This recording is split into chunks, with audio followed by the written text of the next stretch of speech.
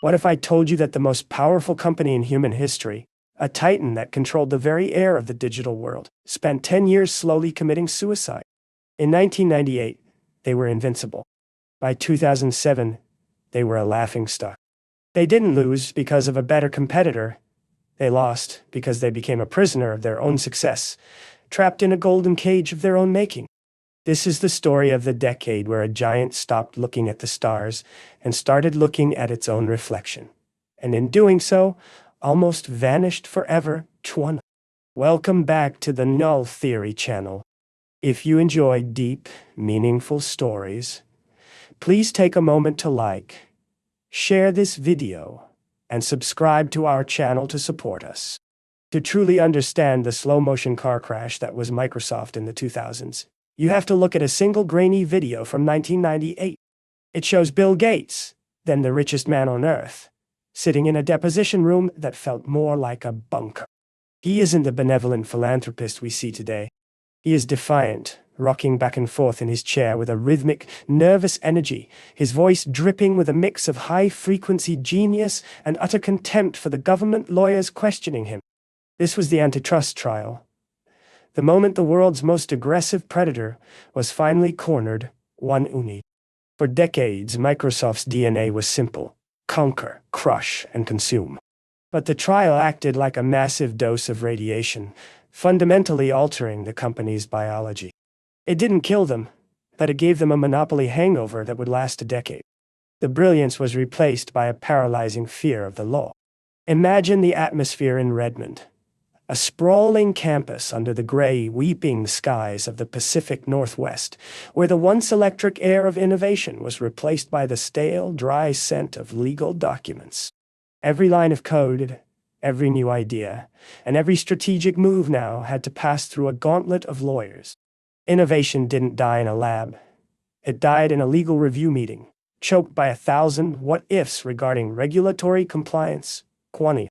As the new millennium dawned, Bill Gates did something that felt like the end of an era. He stepped aside.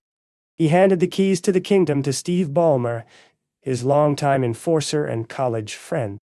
If Gates was the silent, lethal architect, Ballmer was the thundering, sweat-drenched salesman. He was the man who famously screamed developers, developers, developers, until his voice broke and his shirt was translucent with effort. But Ballmer took over at the exact moment the Windows-centric world began to crack, and he lacked the prophetic vision to see the fissure. Under his leadership, a toxic dogma took hold of the Redmond campus, turning a software company into a digital priesthood.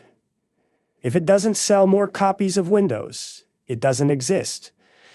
This wasn't just a business strategy.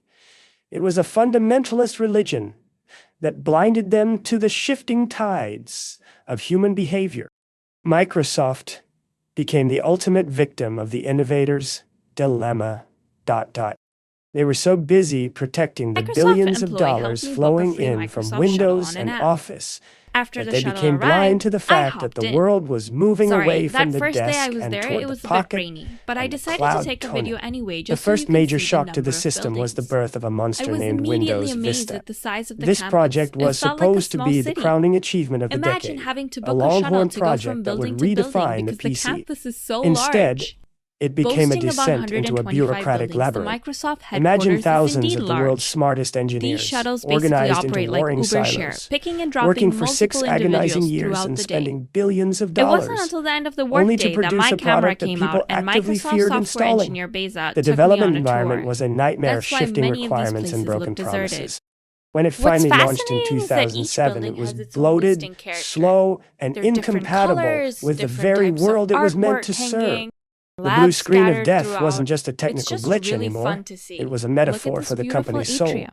The stagnation was visible in the eyes of the employees. The once proud softies were now cogs in a machine that had forgotten how to build what are things some people non-tech jobs loved. you can do at Microsoft. So Then, make in sure to January check them out. You 2007, can easily the walk to world buildings that changed are forever closely in a way located. Some Microsoft buildings like this refused to one even have a acknowledge. cool bridge Steve that Jobs connects the stood on a buildings. stage in San Francisco, The dressed doors in a even black open up by turtleneck, themselves. and pulled the iPhone from his pocket. Each building The has some reaction sort of from food station Microsoft's where you can leadership make your is now own a free legend of coffee and corporate grab some arrogance free that should be taught in beverages. every And business then you school can on enjoy earth. your beverage Steve at one of these Ballmer booths sat with for a an interview colleague. and he laughed. He This literally Starbucks laughed at the machine iPhone. and this He called it the most expensive phone in the world and dismissed it with a smirk because it didn't have a physical keyboard. It doesn't appeal to business customers, he said, leaning back with the confidence of a man who thought he owned the future. That laugh is perhaps the most expensive sound in history. It cost Microsoft trillions of dollars in market cap and an entire generation of mobile dominance. They had a mobile OS, but it was essentially a tiny, frustrating version of a desktop, complete with a start button on a 3-inch screen. They were so obsessed with their own legacy that they failed to see that the world wanted to touch their technology, not click on it. But the rot went deeper than just missing the mobile wave. It was a cancer of the culture. Inside the walls of Microsoft, a civil war was raging. The organizational chart of this era didn't look like a hierarchy. It looked like a diagram of rival gangs pointing guns at each other. The culture had become a zero-sum game of internal survival. If the Office team had a brilliant idea that might make Windows less relevant, the Windows team would use their massive political capital to kill it in its infancy. It was a circular firing squad of ego and bureaucracy. The environment was one of forced ranking, where employees were graded against each other, ensuring that no one wanted to collaborate for fear of helping a rival. This internal toxicity led to a catastrophic brain drain. The young, hungry visionaries who would have built the next Facebook or Google looked at the beige, stagnant hallways of Microsoft, where every decision was made by a committee and every spark of creativity was smothered by a legal brief, and they ran the other direction. Microsoft was no longer the place where you went to change the world. It was the place where you went to watch your dreams die in a fluorescent-lit cubicle. Then came the search wars. Microsoft watched as a pair of graduate students at Stanford turned a simple search bar into a verb and a multi-billion-dollar advertising empire called Google. Microsoft's response, Bing, was a classic case of too little, too late. They tried to buy their way into the market, spending $6 billion on a quantive, only to write off the entire investment years later as a total loss. It was the same story with the Zune. They tried to chase the iPod with a brown plastic music player that felt like it was designed by an accountant trying to be hip. Every move was reactive, a frantic attempt to copy a trend they had already missed. They were no longer the ones setting the pace. They were the ones desperately trying to catch up, tripping over their own feet as they ran toward a finish line that kept moving forward. By 2010, the giant was a shell of its former self. To the outside world, Microsoft was still a cash cow, printing money from its legacy monopolies. But to the tech industry, it was a walking dead company. A utility like the electric company, necessary but uninspired and unloved. It had missed social media, it had missed mobile, and it was dangerously late to the cloud. It was a company that had lost its curiosity.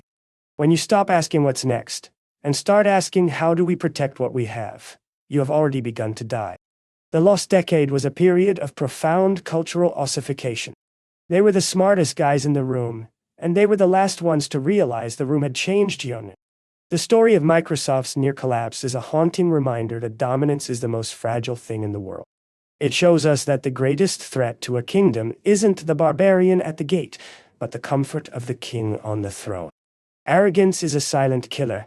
It makes you laugh at the very thing that will eventually replace you. It took a total cultural overhaul, and the arrival of Satya Nadella to finally break the Windows-only curse and drag Microsoft into the future. But the scars of those lost years remain as a warning to every tech titan of today.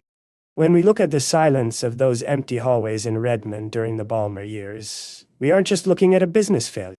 We are looking at the cost of losing a mission. Microsoft didn't almost fail because they lacked talent or money. They almost failed because they forgot why they existed. They traded their vision for a balance sheet, and they nearly lost everything. Thank you for joining us on this deep dive into the anatomy of a corporate stagnation. As you look at the giants of today, ask yourself, who is laughing at the next big thing? And who is brave enough to destroy their own kingdom to build a better one? The future belongs to the hungry, not the comfortable. Section 2. YouTube SEO Optimization.